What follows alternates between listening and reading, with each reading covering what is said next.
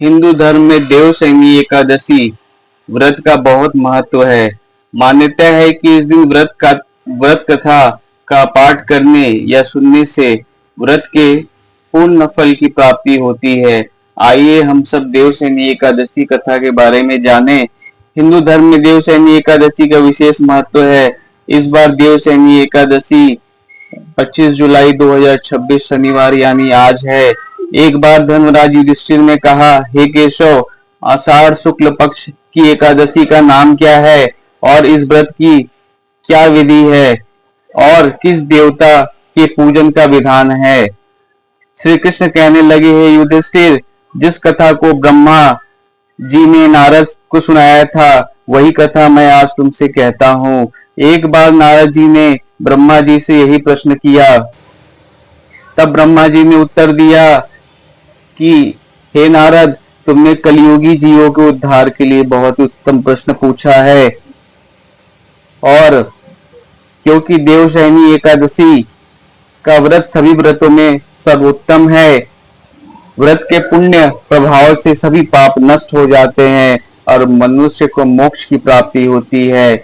प्राचीन काल में मानधाता नाम के एक चक्रवर्ती राजा राज्य करते थे। वे सत्यवादी, धर्मपरायण, महान, प्रतापी और प्रजा के हितों की रक्षा करने वाले थे। उनके राज्य में प्रजा हमेशा सुखी और धन धान्य से परिपूर्ण रहती थी।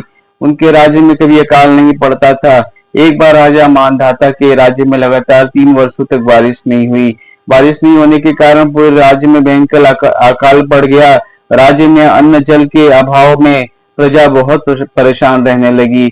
अन्न और जल नहीं होने के कारण राज्य में यज्ञ, हवन, पूजन और धार्मिक अनुष्ठान बंद हो गए।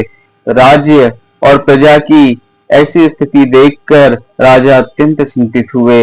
एक दिन प्रजा राजा के पास आकर कहने लगी, राजन, पूरा प्रजा परेशान है क्योंकि सृष्टि का कल्याण वर्षा से ही होता है। वर्षा के अभाव में अकाल पड़ गया है, प्रजा मर रही है।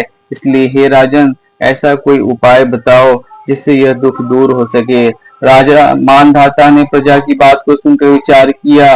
अगर उन्होंने कभी कोई गलती और गलत काम नहीं किया तो फिर भी उनकी प्रजा इतनी परेशानी और कष्ट को भोग क्यों रही है। इस परेशानी का हल खोजने के लिए राजा अपनी सेना के साथ जंगल की ओर चल पड़े।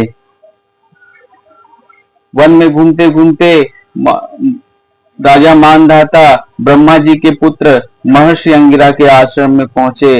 राजा ने घोड़े से उतरकर महर्षि को प्रणाम किया और तब राजा ने विनम्र भाव से हाथ जोड़कर कहा, हे ऋषिवर, मैं हमेशा से ही धर्म का पालन करता आया हूँ, फिर भी मेरे राज्य में 3 वर्षों से अकाल पड़ा हुआ है। प्रजा घोर कष्ट में है। राजा के पापों से ही प्रजा को कष्ट होता है, ऐसा शास्त्रों में लिखा हुआ है। कृपया मुझे बताइए कि मेरी प्रजा के कष्ट कैसे दूर होंगे। धर्म के अनुसार राज्य में काम करता हूँ, फिर भी अकाल कैसे पड़ा, इसका कारण मुझे अभी तक नहीं मिला। राजा ने कहा कि मैं आपसे आपके पास इसी संदेह को दूर कराने के लिए आया हूँ। कृपया मेरे इस संदेह को दूर कीजिए। राजा की बात सुनकर महर्षि अंगिरा ने कहा, हे राजन, आषाढ़ मास के शुक्ल पक्ष की एकादशी का नाम देवशयनी एकादशी, हरिशयनी एकादशी है।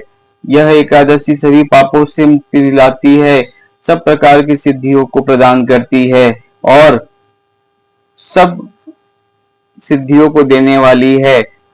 आप अपनी प्रजा और मंत्रियों सहित इस एकादशी का व्रत विधान से पूजा करें और भगवान विष्णु की कृपा से आपके राज्य में उत्तम वर्षा होगी और अकाल भी दूर हो जाएगा।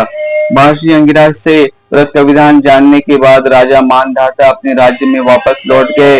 उन्होंने आषाढ़ शुक्ल एकादशी का प्रजा और मंत्रियों के साथ पूरे भक्ति भाव श्रद्धा के साथ विधि विधान से देवशयनी एकादशी का व्रत किया और भगवान विष्णु की उपासना की।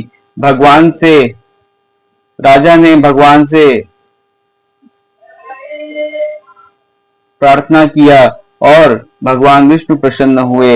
एकादशी का व्रत पूर्ण होते ही राज्य में मूसलाधार बारिश हुई। बारिश के कारण हर तरफ हरियाली छा गई, अन्न और जल की परेशानी दूर हो गई और राज्य की प्रजा फिर से खुशहाल होने लगी।